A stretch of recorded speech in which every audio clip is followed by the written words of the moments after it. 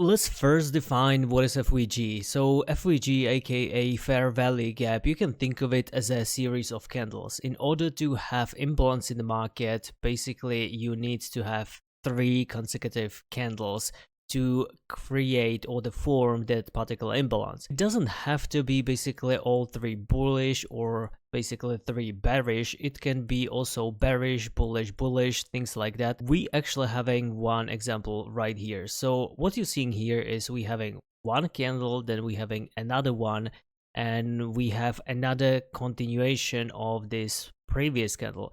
So what it does is it eventually creates the imbalance in the market between these 3 candles, which if we draw it, basically this gray area between these 3 candles create the inefficiency. I like to call it imbalance, but people call it FVG. It kind of doesn't matter. It's the same principle. On the flip side, if we going and looking, for instance, this particular price action, so what we have is we having one candle, then we having continuation to the downside, and another continuation. Basically, what you're seeing here is we did not have any pullback whatsoever. This entire body has been untapped. If I just highlight this particular box right here, as you can see, there is a significant imbalance between these 3 candles. Now, how are we gonna use it? Well, there are so many ways how we can use the FVG. Some people use it for taking profits, some people also use it for stop loss placement, but also for potential reversal, bias, things like that. So I'm gonna try to cover as much as I can in the shortest period of time possible. Usually when we're having imbalance in trending market, we are anticipating to basically pushing price downside of a significant area. That could be, you know, some sort of support and resistance, order blocks, supply demand, whatever you want to call it. But also sometimes it will be also confluence,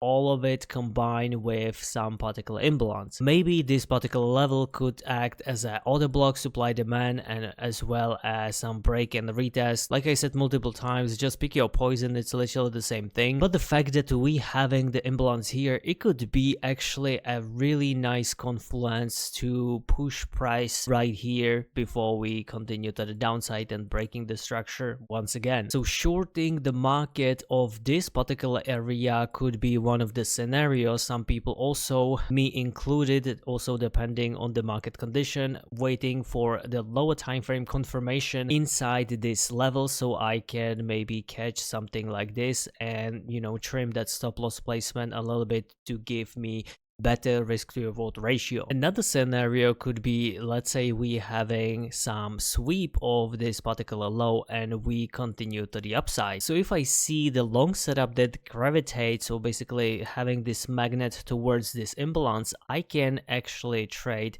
the long setup and anticipating that we will reach the imbalance, basically inefficiency in the market, which is also one of the ways how I like to treat inefficiencies in the market, because I usually treat it for a specific bias or some taking profit. So eventually in these 2 cases, you could maybe catch 2 trades, one to the upside towards this imbalance that's gonna be likely filled, and then you can basically short it off that level if you will have an initial confirmation on a setup. Now, what could we also have is we could use it for potential buys. Let's say if we having a significant, and by significant I usually talking about the higher time frame, 1 4 hour time frame, or sometimes even daily, weekly. These time frames tends to be more reliable when it comes to this particular case, what I'm gonna talk about. If this particular imbalance will be basically violated and also perhaps breaking some basically swing point that was created on the way down, we can actually anticipate that we will have potential reversal in the market, especially if this particular push to the upside create another inefficiency. It could either basically overlap or perhaps be somewhere basically in between. Side by side with strong body candle closure, I usually treat this as a really high probability area for potential continuation to the upside. So in this case scenario, what I would like to do is either basically taking some limits right away because I'm having this additional confirmation, or I could be waiting for a lower time frame to coming back here, and if I see that setup that I like to trade, I can again trim my stop loss a little bit and having this much better risk to reward ratio. So as you can see, there's plenty ways how you can utilize the FVG, and it surely can be a really powerful tool, especially if I'm gonna tell you that most of the inefficiencies in the market tends to be basically mitigated or visited in the near future. How quickly it's going to be recovered, we don't know, but basically a lower time frame, more quickly it's going to recover, obviously. Basically just looking at this piece of price action, it doesn't matter if it's gonna be 1 minute or 1 month, basically the principle remains the same. You could actually think of this as some sort of imbalance as well, because there was some gap open. There is in a way inefficiency in the market, there is basically imbalance that likely gonna be a revisit, and in this case scenario, as you can see, we basically break and close through this particular level. So what it means is, if we are looking at this particular push, we having basically imbalance right here, which was basically based on these 3 candles. But what is probably the most significant that probably everyone would identify without even realizing what FVG is this really huge gap right here. And also on the very bottom, we have another one right here. What this piece of information is telling me, maybe I can just going right here so it's much more clear. Since we have this imbalance right here and we break through, we could think of this as potential shift in the market that will more likely gravitate towards this inefficiency. If we will have a decent bullish price action within this level, we could think of as a point of the interest that likely gonna push to the upside. If not, then we will probably continue to the lower side, and eventually we could shift towards this level that break and push price to the upside, that basically also having the confluence with imbalance right here. If we just looking at how the price is reacting of this level, as you can see, we grab